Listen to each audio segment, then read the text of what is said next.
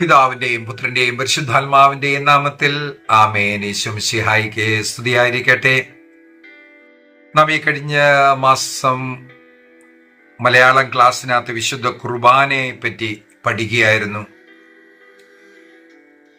ആദ്യ ക്ലാസ്സുകളിൽ അബ്രഹാം, ഇസഹാക്ക്, യാക്കോബ്, നമ്മുടെ പൂർവ്വപിതാക്കന്മാർ ബലിവേദി ഉണ്ടാക്കുന്നു, ബലിവേദിയോട് ചേർന്ന് ഒരു വിശുദ്ധ ജീവിതം നയിക്കുന്നതായിട്ട് നമ്മൾ കണ്ടു. ബലിവേദിയോട് ചേർന്ന ജീവിതം എന്ന് പറഞ്ഞാൽ ദൈവത്തിനു വേണ്ടി ബലിയർപ്പിച്ചുകൊണ്ടുള്ള പ്രാർത്ഥന. പ്രാർത്ഥനകളിൽ ഏറ്റവും നല്ല പ്രാർത്ഥന ബലിയർപ്പണത്തോടുള്ള പ്രാർത്ഥനയാണ്.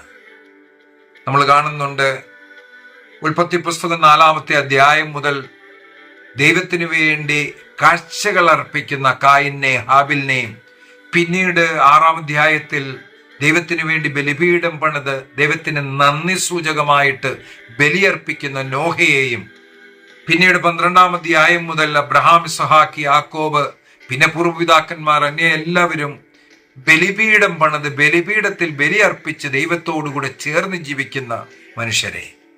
പഴയ നിയമത്തിൽ കർത്താവ് മോശ വഴി 5 ബലി നിയമങ്ങൾ കൊടുക്കുന്നുണ്ട് ബലിയർപ്പിക്കേണ്ടത്. നമ്മൾ അതും കണ്ടു കഴിഞ്ഞു.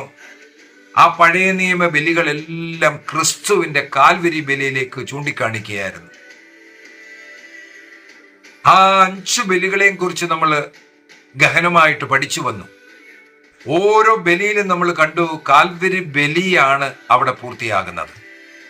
അതായത് ദൈവമായ കർത്താവ് കൊടുത്ത നിയമം, കാൽവരിയിൽ നടക്കാൻ പോകുന്ന ബലി, അതിന്റെ ഗുണങ്ങൾ, അതിനെപ്പറ്റി പഠിപ്പിക്കുവാനാണ് പഴയ നിയമത്തിൽ അങ്ങനെ കുറെ നിയമങ്ങൾ കൊടുത്തത്.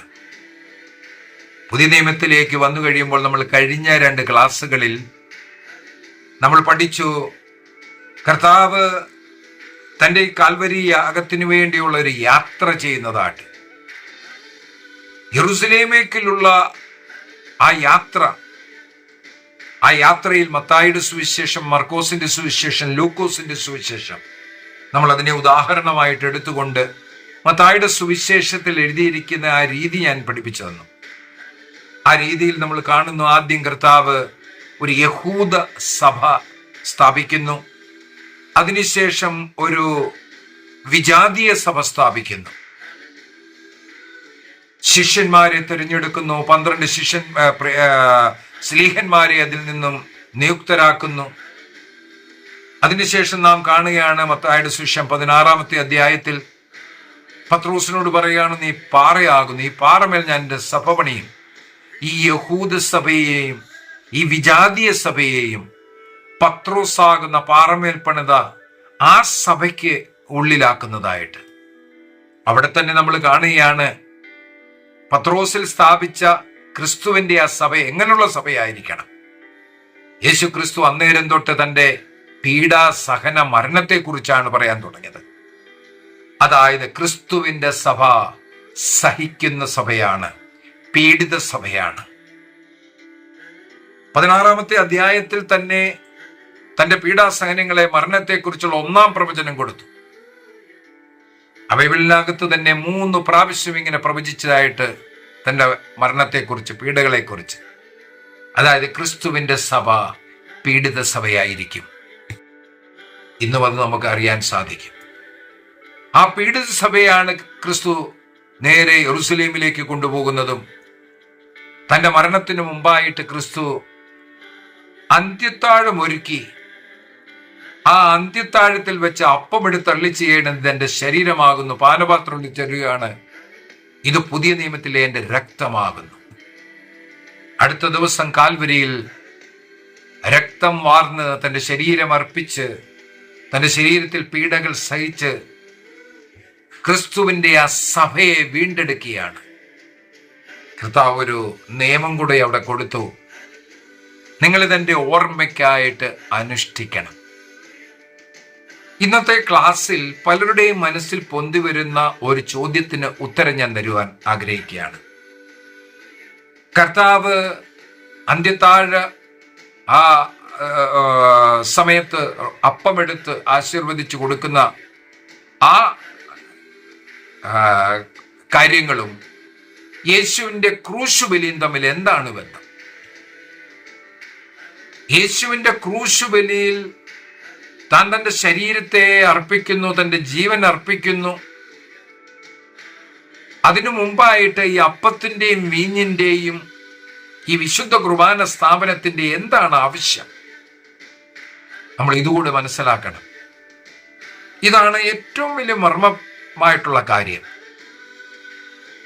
ഈ വിശുദ്ധ കുർബാന, ഇന്ന് നമ്മൾ ആചരിക്കുന്ന വിശുദ്ധ കുർബാന, കത്തോലിക്ക സഭയിൽ ദിവസവും എന്തിനു ആചരിക്കുന്നു? എന്തിനു ദിവസം വിശുദ്ധ കുർബാന അർപ്പിക്കുന്നു?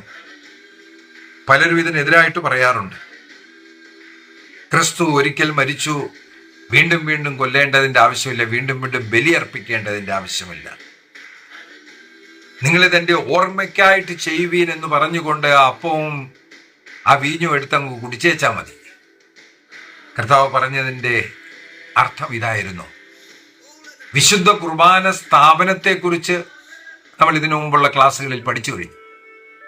ആ വിശുദ്ധ കുർബാന സ്ഥാപനത്തിൽ ഇതെന്റെ ശരീരമാകുന്നു, ഇതെന്റെ രക്തമാകുന്നു എന്ന് പറഞ്ഞപ്പോൾ ആ അപ്പവും വീഞ്ഞും കർത്താവിന്റെ ശരീരവും രക്തവുമായി തീർന്നിരുന്നുവെങ്കിൽ ഇതിനെന്താണ് അർത്ഥം? കാൽവരി ബലിയും വിശുദ്ധ കുർബാന സ്ഥാപനവും തമ്മിൽ എന്താണ് ബന്ധം? ഇത് രണ്ടും ഒരു ബലിയാണ്. ഒരു ബലിയാണെങ്കിൽ ആദ്യമേ ഇതെന്തിന് ചെയ്തു? കാൽവരി ബലി മാത്രം പോരായിരുന്നു. പല ചോദ്യങ്ങൾ പഴയ നിയമത്തിലെ നിയമങ്ങൾ ഞാൻ പറഞ്ഞുകൊണ്ട്, ആ 5 ബലികളിൽ ഞാൻ പറഞ്ഞുകൊണ്ട് പഠിപ്പിച്ചൊർണയും അവിടെയും ഞാൻ ഒരു കാര്യം പറഞ്ഞു തന്നിരുന്നു. 5 ബലികളിൽ മൂന്നാമതായിട്ട് പറഞ്ഞ ബലി സമാധാന ബലിയാണ്. ആ സമാധാന ബലി അർപ്പിക്കുമ്പോൾ ബലി അർപ്പകനും അതിൽ പങ്കുകൊള്ളണം, അത് ഭക്ഷിക്കണം. രണ്ടാമത്തെ ബലി, ആദ്യത്തെ ഹോമബലിയാണ്. ഹോമബലിയിൽ ഒന്നും ഭക്ഷിക്കുന്നില്ല, മുഴുവൻ ദൈവത്തിനായിട്ട് അർപ്പിക്കുകയാണ്, ബലി അർപ്പിക്കുകയാണ്, കത്തിക്കുകയാണ് തീ. എന്നാൽ രണ്ടാമത്തെ ബലിക്കകത്ത് അപ്പവും വീഞ്ഞും അർപ്പിക്കുന്നതിനെ പറ്റിയാണ് പഠിപ്പിച്ചത്. എവിടെ അപ്പം അർപ്പിക്കുന്നു ആ സമയം അതോടുകൂടി വീഞ്ഞും അർപ്പിക്കണമെന്നുള്ള പാനീയ ബലിയും അതോടുകൂടി ചേർത്ത് വെച്ചിരിക്കുന്നു. ഓരോ നിയമങ്ങൾ ആ ക്ലാസ്സുകളിൽ ഞാൻ അത് പറഞ്ഞു കഴിഞ്ഞു.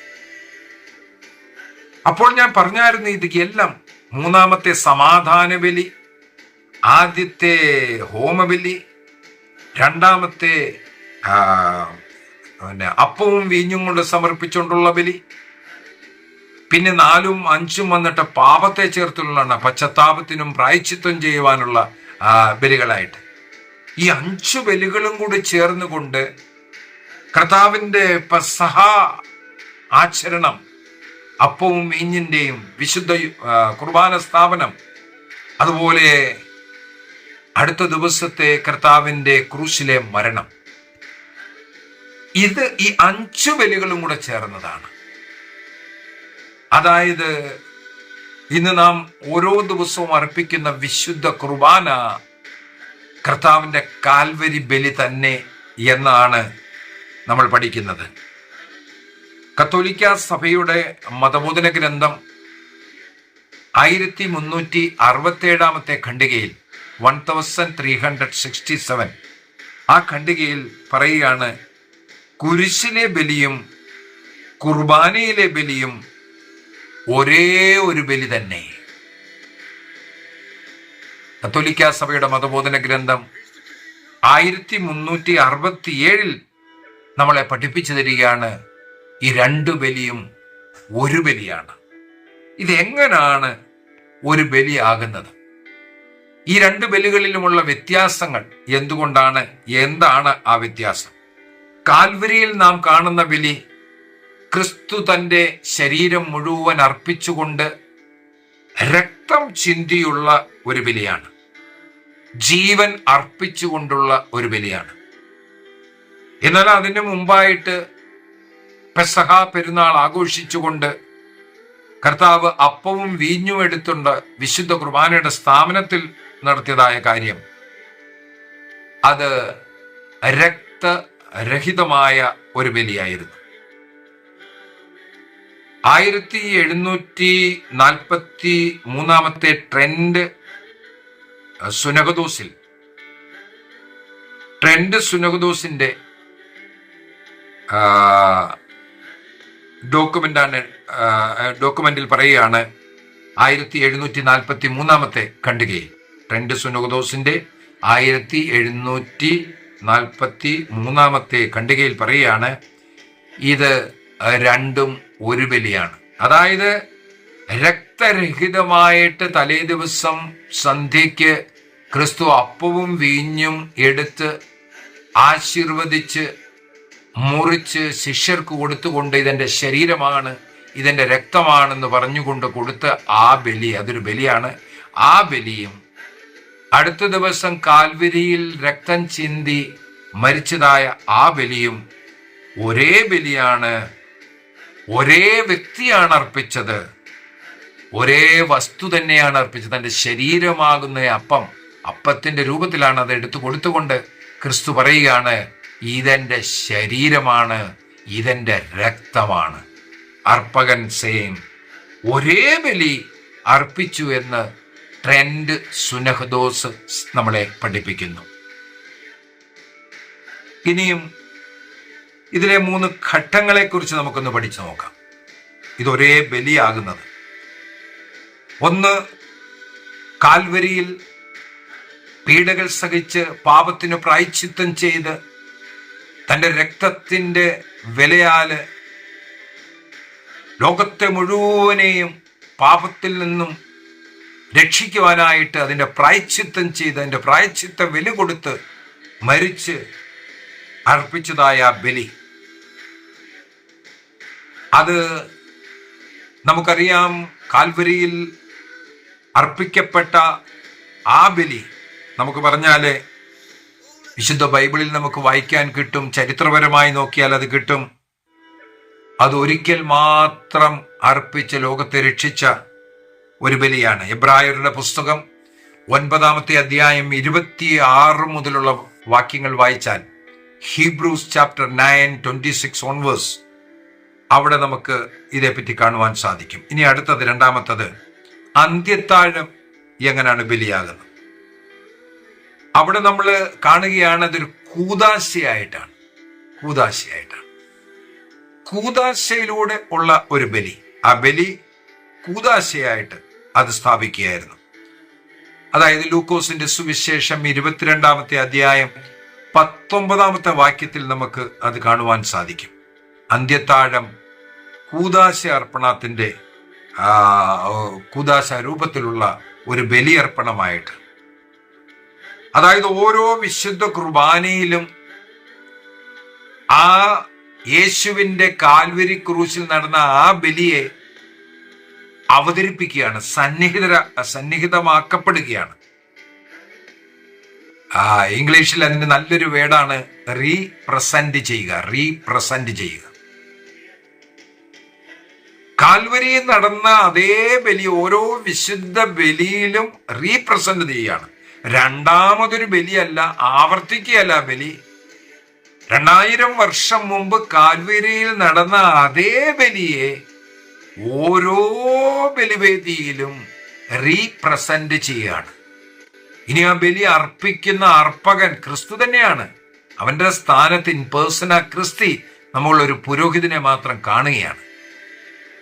അത് ആവർത്തനമല്ല, അതേ ബലി ഇവിടെ അവതരിപ്പിക്കപ്പെടുകയാണ്. ഇനി അടുത്തതായിട്ട് ഞാൻ ഒരു സാധാരണ ചോദിക്കാറുള്ള ഒരു ചോദ്യമുണ്ട്. കർത്താവിന്റെ ശരീരവും രക്തവും ഭക്ഷിക്കണം എന്നും പറഞ്ഞുകൊണ്ട് യോഹന്നാന്റെ സുവിശേഷം 6-ാമത്തെ അധ്യായത്തിൽ ക്രിസ്തു വളരെ സുന്ദരമായിട്ട് പഠിപ്പിക്കുന്നുണ്ട്.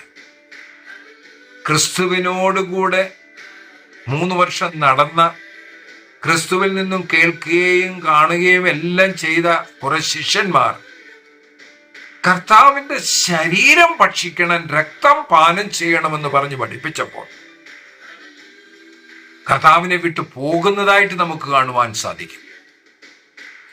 ക്രിസ്തുവിനെ വിട്ടിട്ട് പോകുന്ന ശിഷ്യന്മാരെ കുറിച്ച് യോഹന്നാന്റെ സുവിശേഷം 6-ാമത്തെ അധ്യായം 66-ാമത്തെ വാക്യത്തിൽ 666 ക്രിസ്തുവിന്റെ ശരീരം ഞങ്ങൾ ഭക്ഷിക്കില്ല, പാനം ചെയ്യുകയില്ല എന്ന് പറഞ്ഞു പോയവരുടെ ഗ്രൂപ്പിനെയാണ് 666 എന്ന് പറയുന്നത്. ജോൺ 6:66. അങ്ങനെ ശിഷ്യന്മാർ പോയി കഴിഞ്ഞപ്പോൾ ക്രിസ്തു അവരെ തിരിച്ചു വിളിക്കുന്നില്ല.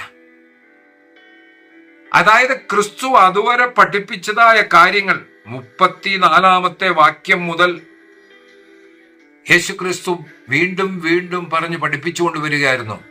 സ്വർഗത്തിൽ നിന്നും ഇറങ്ങി വന്ന ജീവൻ നൽകുന്ന അപ്പം ഞാനാകുന്നു, യഥാർത്ഥ അപ്പം ഞാനാകുന്നു, എൻ്റെ ശരീരം യഥാർത്ഥ ഭക്ഷണമാണ്, എൻ്റെ രക്തം യഥാർത്ഥ പാനീയമാണ് എന്ന് പറഞ്ഞ് പഠിപ്പിക്കുന്നു.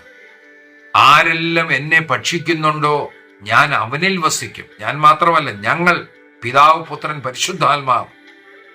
അതായത് ക്രിസ്തുവിനെ ഭക്ഷിക്കുന്നവർ ക്രിസ്തുവിന്റെ ശരീരവും രക്തവും ഭക്ഷിക്കണം. ഭക്ഷിച്ചാൽ നിങ്ങൾക്ക് നിത്യജീവൻ ലഭിക്കും. ഈ കാര്യങ്ങളെല്ലാം പഠിപ്പിച്ചുകൊണ്ട് പറയുമ്പോൾ പറയാൻ ഇത് ആർക്ക് ചെയ്യാൻ സാധിക്കും? ഇവൻ പറയുന്നൊന്നും നമുക്ക് മനസ്സിലാകുന്നില്ല. ഇവന്റെ ശരീരം ആർക്ക് ഭക്ഷിക്കാൻ സാധിക്കും എന്ന് പറഞ്ഞുകൊണ്ട് പലരും വിട്ടിട്ട് പോകുന്നു. ആ ശിഷ്യന്മാരെ പോലും ക്രിസ്തു വിളിച്ചിട്ട് പറയുന്നില്ല, നീ എൻ്റെ ശരീരം ഇതിങ്ങനെ ഭക്ഷിക്കേണ്ട ആവശ്യമൊന്നുമില്ല, ഞാൻ നിനക്ക് റൊട്ടി തരാം, റൊട്ടി കഴിച്ചാൽ മതി, അപ്പം തിന്നാ മതി എന്ന്.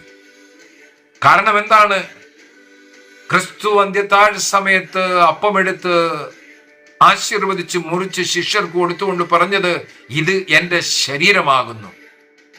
കാൽവരിയിൽ അർപ്പിക്കുന്ന ബലി ഭക്ഷിച്ചാലേ നമുക്ക് ക്രിസ്തുവുമായിട്ട് ഒന്നാകാനൊക്കെയുള്ളൂ. ബലി നമ്മൾ അർപ്പിച്ചാൽ, വിശുദ്ധ കുർബാന അർപ്പിക്കുകയുള്ളെങ്കിൽ അതൊരു പ്രകാരമുള്ള ഒരു ആരാധനയാണ്, സ്തുതിയാണ്, ദൈവത്തെ മഹത്വപ്പെടുത്തൽ മാത്രമാണ്. കർത്താവുമായിട്ട് ഒന്നാകണമെങ്കിൽ, ആ സ്വർഗരാജ്യത്തിന് യോഗ്യമായി ജീവിക്കണമെങ്കിൽ കർത്താവിനെ ഭക്ഷിക്കണം.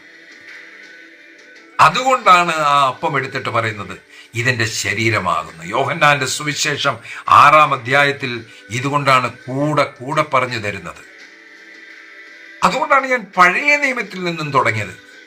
പഴയ നിയമത്തിൽ സമാധാന ബലിയെക്കുറിച്ച് ലേവ്യരുടെ പുസ്തകം 7-ാമത്തെ അധ്യായം 15 മുതൽ 18 വരെയുള്ള വാക്യങ്ങളിലും, അതുപോലെ പെസഹ കുഞ്ഞാടിനെ കുറിച്ച്, പെസഹ ആചരിക്കേണ്ടതിനെ കുറിച്ചുള്ള നിയമം പുറപ്പാട് പുസ്തകം 12-ാമത്തെ അധ്യായത്തിലുണ്ട്. അതിന്റെ 8-ാമത്തെ വാക്യത്തിലും ആ ബലി അർപ്പിക്കുന്നതിനെ നമുക്ക് ഭക്ഷിച്ചിരിക്കണം എന്നൊരു നിയമം പറയുന്നു. നമ്മൾ ക്രിസ്തുവുമായിട്ട് സ്വർഗവുമായിട്ട് ഒന്നാകണമെങ്കിൽ ആ ബലി വസ്തുവിനെ നമ്മൾ ഭക്ഷിച്ചിരിക്കണം. അതായത് ക്രിസ്തുവാകുന്ന ബലി അർപ്പിച്ചപ്പോൾ ക്രിസ്തുവിന്റെ ശരീരം ഭക്ഷിക്കണം, അവന്റെ രക്തം പാനം ചെയ്തിരിക്കണം. അപ്പോഴാണ് ആ ബലിയുമായിട്ട്, ആ ദൈവവുമായിട്ട് നമ്മൾ ഒന്നാകുന്നത്. അതിൻ്റെ ഒരു ചിത്രമാണ് നമ്മൾ പഴയ നിയമത്തിൽ സമാധാന ബലിയിൽ കണ്ടിരുന്നത്. ആ സമാധാന ബലി അർപ്പിക്കുമ്പോൾ ഭക്ഷിച്ചിരിക്കണം എന്നുള്ളൊരു ദൈവം നിയമം കൊടുത്തത് ഇത് തന്നെയാണ്. പുതിയ നിയമത്തിൽ ക്രിസ്തുവിന്റെ ശരീരം നമുക്ക് ഭക്ഷിക്കണം. ഇതൊരു കവനന്റാണ്, ദൈവവുമായിട്ടുള്ള ഒന്നാകലിനുള്ള ഒരു കവനന്റാണ്, ഒരു നിയമമാണിത്, ഒരു ഉടമ്പടിയാണിത്. ഈ ഉടമ്പടിയുടെ ഈ രഹസ്യത്തെ വിശുദ്ധ കുർബാനയിൽ നാം കർത്താവിന്റെ ശരീരവും രക്തവും ഭക്ഷിക്കുന്നത് വഴിയാണ് അത് പൂർണ്ണമാകുന്നത്. യോഹന്നാന്റെ സുവിശേഷം 6-ാമത്തെ അധ്യായം 53 മുതൽ 56 വരെയുള്ള വചനങ്ങൾ വായിച്ചാൽ അവിടെ കർത്താവ് പറയുകയാണ്, എൻ്റെ ശരീരം ഭക്ഷിക്കാതെയും എൻ്റെ രക്തം പാനം ചെയ്യാതെയും നിങ്ങൾക്ക് ജീവൻ ലഭിക്കുകയില്ല. നിത്യജീവൻ ലഭിക്കണമെങ്കിൽ എൻ്റെ ശരീരം ഭക്ഷിക്കണം, എന്നെ ഭക്ഷിക്കണം. 56-ാമത്തെ വാക്യത്തിൽ ഇതാണ് പറഞ്ഞു തരുന്നത്. 57-ാമത്തെ വാക്യത്തിൽ, ആര് എന്നെ ഭക്ഷിക്കുന്നുവോ അവന് ഞാൻ മൂലം ജീവൻ വരും. അപ്പോൾ ക്രിസ്തുവിനെ ഭക്ഷിക്കണം. അപ്പോൾ മാത്രമേ ബലി പൂർത്തിയാകുകയുള്ളൂ. അപ്പോൾ കാൽവരിയിൽ ക്രിസ്തു അർപ്പിച്ചതായ ആ ബലിയെ ഭക്ഷിക്കാനും വേണ്ടിയാണ് അതിൻ്റെ തലേ ദിവസം ക്രിസ്തു വിശുദ്ധ കുർബാന സ്ഥാപിച്ചുകൊണ്ട് അപ്പവും വീഞ്ഞവും തൻ്റെ ശരീരവും രക്തവുമാക്കിക്കൊണ്ട് അത് ഭക്ഷണമായിട്ട് നൽകിയത്. അതുപോലെ നമുക്കറിയാം പെസഹ ഭക്ഷിക്കണം. പെസഹ ഭക്ഷിക്കേണ്ടതിൻ്റെ ആവശ്യമുണ്ട്. പെസഹ കുഞ്ഞാടിനെ വധിക്കുന്നു, അതിൻ്റെ ശരീരം ഭക്ഷിക്കണമെന്നുള്ള ഇത്. അപ്പോൾ കാൽവരിയിൽ ബലിയായ ക്രിസ്തുവിൻ്റെ ശരീരത്തെ ഭക്ഷിക്കാൻ പാനം ചെയ്യുവാനും നമുക്ക് വേണ്ടി അർപ്പിച്ചതാണ്. അപ്പോഴേ ആ ബലി പൂർത്തിയാകത്തുള്ളൂ. എബ്രായരുടെ ലേഖനം 9-ാം അധ്യായം 26, 27, 28 വാക്യങ്ങളിലെല്ലാം ആ ഭക്ഷിക്കൽ, ആ ബലിയുടെ ഫലം നമുക്ക് തരുവാൻ വേണ്ടിയാണ്. ആ ഫലം നമ്മളിൽ നിവേശിക്കാൻ, ദൈവം നമ്മളിലായുവാനും വേണ്ടിയാണ് നമ്മളത് ഭക്ഷിക്കുന്നത്. ആരൊക്കെ ക്രിസ്തുവിനെ ഭക്ഷിക്കുന്നില്ലയോ, അപ്പവും വീഞ്ഞും കുടിക്കുന്നവരുണ്ട് ഒത്തിരി. ക്രിസ്തുവിനെ ഭക്ഷിക്കണം, ക്രിസ്തുവിന്റെ രക്തം പാനം ചെയ്യണം. അതാണ് നിയമം. കത്തോലിക്ക സഭയുടെ മതബോധന ഗ്രന്ഥം 1382 മുതൽ 84 വരെയുള്ള വചനങ്ങളിൽ ഇതിനെ നല്ലതുപോലെ എക്സ്പ്ലെയിൻ ചെയ്ത് നമ്മളെ മനസ്സിലാക്കുകയാണ്, പഠിപ്പിക്കുകയാണ്. ഇനി അടുത്തത് പലരും പറയാറുണ്ട്, ക്രിസ്തു വിശുദ്ധ ബലിയെ സ്ഥാപിച്ചതിന് ശേഷം പറയുകയാണ്, ഇതെന്റെ ഓർമ്മയ്ക്കായിട്ട് ചെയ്യുവിൻ. വിശുദ്ധ പൗലോസ്ലീഹായും 1 കൊരിന്ത്യർ 11-ാമത്തെ അധ്യായത്തിൽ അവിടെയും പറയുന്നുണ്ട്, ഓർമ്മയ്ക്കായിട്ട് ചെയ്യണം. ക്രിസ്തുവിന്റെ 2ാം വരെ അവന്റെ ജനനം, മരണം, പീഡ, സഹനം, അവന്റെ ഉയർപ്പ് സകലത്തെയും ഓർക്കാനും വേണ്ടി. ഇതൊരു മെമ്മോറിയലാണ്, അനുസ്മരണം മാത്രമാണ്. അപ്പോൾ അവിടെ അനുസ്മരണത്തിൽ ക്രിസ്തുവിന്റെ ശരീരം ആകുന്നില്ല, രക്തമാകുന്നില്ല, അത് അപ്പവും വീഞ്ഞും തന്നെയാണ് നമ്മൾ ഭക്ഷിക്കുന്നതെന്ന് ചിലർ തെറ്റിദ്ധരിക്കുകയും പഠിപ്പിക്കുകയും ചെയ്യുന്നുണ്ട്. കർത്താവ് ഉപയോഗിച്ചതായ ഇതിന്റെ സ്മരണയ്ക്കായിട്ട്, എൻ്റെ ഓർമ്മയ്ക്കായിട്ട് ഇത് ചെയ്യുവിൻ, ഈ ഓർമ്മയ്ക്കായിട്ട്, അനുസ്മരണത്തിനായിട്ട്. ആ നമ്മൾ മലയാളത്തിൽ വെച്ചിരിക്കുന്ന അത് ഒറിജിനലി ഗ്രീക്ക് ഭാഷയിൽ എഴുതിയത് അനാംനെസിസ് എന്നാണ്. അനാംനെസിസ് ഗ്രീക്ക് ഭാഷയിൽ അവിടെ ഉപയോഗിച്ചിരിക്കുന്നത്. അതുപോലെ ഈ അനാംനെസിസ് എന്ന വാക്കിന് യഥാർത്ഥമായ അർത്ഥം നോക്കുകയാണെങ്കിൽ ഹീബ്രുവിലും ഒരു വാക്കുണ്ട്, സിഖറൂൺ. ആ ശബ്ദത്തിന്റെ അർത്ഥം എന്ന് പറഞ്ഞാൽ ഭൂതകാലത്തെ വർത്തമാനകാലത്തിൽ സന്നിഹിതമാക്കുക എന്നാണ്. ഭൂതകാലത്തെ വർത്തമാനകാലത്തിൽ സന്നിഹിതമാക്കുക. അതായത് നേരത്തെ നടന്ന, അതായത് കാൽവരി ബലി, അവിടെ നടന്നതായ കാൽവരി യാഗത്തെ വർത്തമാനം, ഇന്നത്തെ സമയത്തിൽ അവിടെ സന്നിഹിതമാക്കണം. അതായത് കർത്താവിന്റെ ക്രൂശ് ബലി അന്ന് അവിടെ നടന്നു പോകുമല്ലോ, 2000 വർഷം മുമ്പ് നടന്ന അതേ ബലി ഇവിടെ സന്നിഹിതമായിരിക്കണം. അത് മനസ്സിൽ ഓർക്കുന്ന, ബൈബിളിൽ വായിച്ചു പഠിക്കുന്ന ഒരു കാര്യമല്ല. പിന്നെ ഓരോ കത്തോലിക്ക സഭയിൽ അർപ്പിക്കുന്ന വിശുദ്ധ ബലിയും 2000 വർഷം മുമ്പ് ക്രിസ്തു കാൽവരിയിൽ അർപ്പിച്ച അതേ ബലിയെ ഇവിടെ സന്നിഹിതമാക്കുകയാണ്. യോഹന്നാന്റെ സുവിശേഷം 6-ാമത്തെ അധ്യായം 54-ാമത്തെ വാക്യത്തിൽ അവിടെ പറഞ്ഞു തരികയാണ്, ആരെന്റെ ശരീരം ഭക്ഷിക്കുകയും എന്റെ രക്തം പാനം ചെയ്യുകയും ചെയ്യുന്നുണ്ടോ അവന് നിത്യജീവൻ ലഭിക്കുമെന്ന്.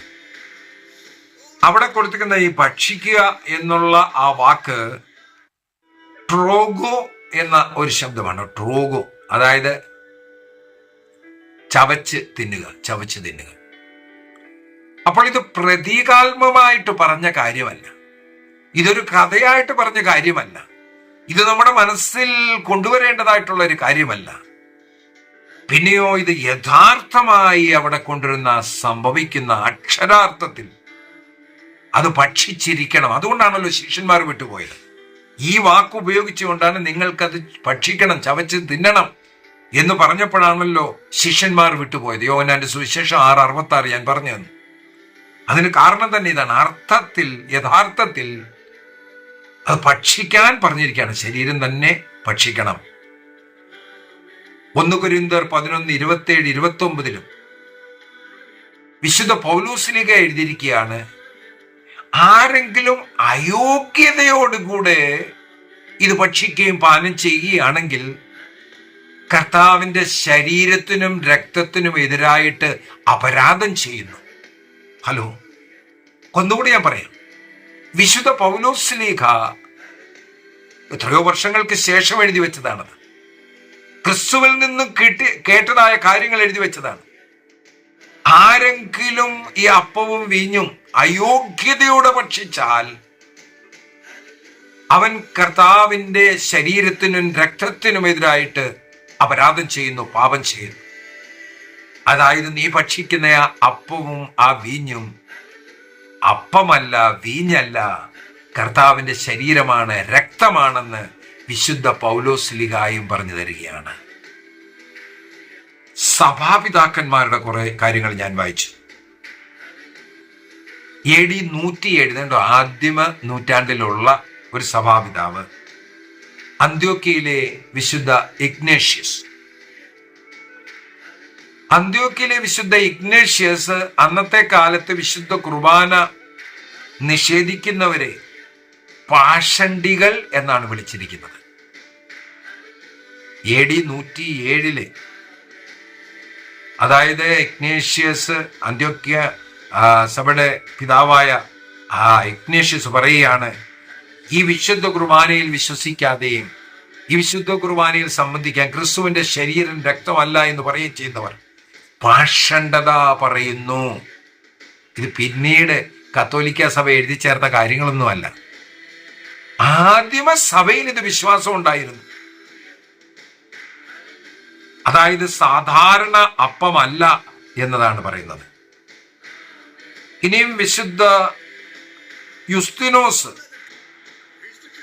AD 150 പറയുകയാണ്, നാം വിശുദ്ധ കുർബാനയെ അർപ്പിച്ച് ഭക്ഷിക്കുന്നത് ഒരു സാധാരണ അപ്പമല്ല, മറിച്ച് അവതരിച്ച ക്രിസ്തുവിന്റെ മാംസരക്തങ്ങളാണ്. മാംസരക്തമാണ് നാം ഭക്ഷിക്കുകയും പാനം ചെയ്യുകയും ചെയ്യുന്നത്. വിശുദ്ധ ജോൺ ക്രിസോസ്റ്റം, മഹാനായ വിശുദ്ധ ജോൺ ക്രിസോസ്റ്റം അതേപറ്റി എന്താണ് പറയുന്നത്? സഭാപിതാവ് അൽത്താരയിൽ ഓരോ ദിവസവും അർപ്പിക്കുന്നത് ക്രൂസിലെ അതേ ബലി തന്നെയാണ്. സഭാപിതാക്കന്മാരും ഇത് തന്നെയാണ് പറഞ്ഞു തരുന്നത്. ക്രൂസിൽ അർപ്പിച്ച അതേ ബലി തന്നെ ഓരോ ദിവസവും അൾത്താരയിൽ കൊണ്ടുവരികയാണ്. അതുകൊണ്ടാണ് വിശുദ്ധ ബലിയുടെ ആ യുക്രിസ്റ്റിക്കൽ പ്രെയർ വരുന്നതിന് മുമ്പായിട്ട് അത് റോമൻ ലിറ്ററജി അനുസരിച്ചാണെങ്കിലും സീറോ മലബാർ ലിറ്ററജി അനുസരിച്ചാണെങ്കിലും സീറോ മലങ്കര ലിറ്ററജി അനുസരിച്ചാണെങ്കിലും എല്ലാ ലിറ്ററജിയിലും അതിനു മുമ്പായിട്ട് പറയുന്നൊരു കാര്യമുണ്ട്, നമ്മുടെ ഹൃദയത്തെയും നമ്മുടെ മനസ്സിനെയും പിതാവായി ദൈവത്തിന്റെ വലതുഭാഗത്തിരിക്കുന്ന ദൈവത്തിന്റെ യേശുതമ്പുരാൻ അടുത്തേക്ക് കൊണ്ടുചെല്ലാൻ. അതായത് ആ സമയം തൊട്ട് വിശുദ്ധ ബലി അർപ്പിക്കുന്നവൻ അവിടുന്നാണ്. അതിനുശേഷം നമുക്കറിയാം, സ്വർഗദൂതന്മാരുടെയും മാലാഖമാരോടും കൂടെ ചേർന്നുകൊണ്ട് നമ്മൾ പവിത്ര പവിത്ര പരിശുദ്ധൻ പരിശുദ്ധൻ പരിശുദ്ധൻ എന്ന് പാടിക്കൊണ്ട് കർത്താവിനെ സ്തുതിക്കുന്ന പ്രാർത്ഥന. അതുകൊണ്ട് ഒതുക്കി സ്വർഗത്തിൽ സ്തുതിക്കുന്ന സ്ത്രോപ്പേന്മാർ മാലാഖമാരോടുകൂടി ചേർന്നുകൊണ്ട് നാമും സ്തുതിക്കുന്നതായിട്ട് നമ്മൾ കാണുന്നു. അതാണ് വിശുദ്ധ കുർബാനയിലെ അനോഫറ പ്രാർത്ഥനയിൽ എപ്പോഴും നമുക്ക് കാണാൻ സാധിക്കുന്ന ഇതാണ്. അനോഫറയിൽ നമ്മൾ പറയുന്നുണ്ട്, നിന്റെ മരണത്തെ ഞങ്ങൾ പ്രഖ്യാപിക്കുന്നു, ഉയർപ്പിനെ, സ്വർഗാരോഹണത്തെ എല്ലാം നമ്മൾ ഏറ്റുപറയുന്നു. അതായത് ആ ബലിയും ആ വിരുന്നും എല്ലാം ഒരുമിച്ചാണ് നടക്കുന്നത്. കാൽവരി ബലിയും അന്ത്യത്താഴവും ഒരു ബലിയാണെന്ന് കർത്താവ് നമ്മളെ പഠിപ്പിക്കുകയാണ്. അതായത് ഓരോ വിശുദ്ധ കുർബാനയും ഗോകുൽത്തായിൽ ക്രിസ്തു അർപ്പിച്ച രക്തം ചിന്തിയുള്ള ആ ബലി തന്നെയാണ്. യേശു ക്രിസ്തു അന്ത്യത്താഴമായിട്ട് അർപ്പിച്ച രക്തരഹിതമായ ബലി നമുക്ക് ഭക്ഷണമായിട്ട് തരുവാനും ദിവസവും കർത്താവിൻ്റെ കാൽവരി ബലിയെ നമ്മുടെ അൾത്താരയിൽ അർപ്പിക്കപ്പെടുവാനും വേണ്ടിയാണ് വിശുദ്ധ കുർബാന സ്ഥാപിച്ചത് തന്നെ. ക്രിസ്തുവിന്റെ രണ്ടാം വരവ് വരെ ആ കാൽവരി ബലിയെ ഇവിടെ അനുസ്മരിക്കാനാണ്. അവിടെ ക്രിസ്തു സ്വയം അർപ്പകനും ബലിയും ബലിവസ്തുവുമായിട്ട് നമ്മുടെ ഭക്ഷണമായിട്ട് ആയിത്തീരുന്നു. നമ്മൾ അതാണ് ഭക്ഷിക്കുന്നത്. അപ്പൊ തെറ്റായിട്ടുള്ള പഠിപ്പീരിൽ നിന്ന് നമ്മൾ രക്ഷ പ്രാപിക്കുക. ശരിയായ യഥാർത്ഥമായ ഈ പഠിപ്പീര് ഇതിൽ വിശ്വസിച്ചുകൊണ്ട് ദിവസവും വിശുദ്ധ കുർബാനയിൽ ഭക്തിയോടും യോഗ്യതയോടും കൂടെ സംബന്ധിച്ചുകൊണ്ട് കർത്താവിന്റെ ശരീര രക്തങ്ങൾ ദിവസവും ഭക്ഷിച്ച് ക്രിസ്തുവിന് വേണ്ടി ജീവിക്കുവാൻ നമുക്ക് ദൈവം തരട്ടെ. നമുക്ക് നമ്മുടെ കണ്ണുകളെ അടച്ച് പ്രാർത്ഥിക്കാം. എൻ്റെ കർത്താവായ ദൈവമേ, അങ്ങയുടെ ബലിയിലും അവിടുത്തെ വിരുന്നിലും ഞങ്ങൾക്ക് യോഗ്യരായി പങ്കുചേരുവാൻ സഹായം ചെയ്യണമേ. ദിവസവും വിശുദ്ധ കുർബാനയിൽ എത്തുവാനും അതിനെ യോഗ്യതയോട് അർപ്പിക്കുവാനും യോഗ്യതയോട് ഭക്ഷിപ്പാനും ഞങ്ങളെ ഒരുക്കണമേ. അതുവഴി ഞങ്ങളോടൊപ്പം വസിക്കുന്ന ക്രിസ്തുവേ ദൈവമേ, അവിടുത്തെ ബലിയാൽ പിതാവുമായിട്ട് ഞങ്ങളെ രമ്യപ്പെടുത്തി ഞങ്ങളെ സ്വർഗരാജ്യത്തിന് യോഗ്യരാക്കുന്നു. ഞങ്ങളുടെ പാപങ്ങൾ ക്ഷമിക്കപ്പെടുന്നു. അവിടുത്തേക്ക് വേണ്ടി ജീവിക്കുവാനും അവിടുത്തെ സാക്ഷിയാകുവാനും ഞങ്ങൾക്ക് കൃപ നൽകണമേ. പിതാവിൻ്റെയും പുത്രൻ്റെയും പരിശുദ്ധാത്മാവിൻ്റെയും നാമത്തിൽ ആമേൻ. ഈശോ മിശിഹായ്ക്ക് സ്തുതിയായിരിക്കട്ടെ.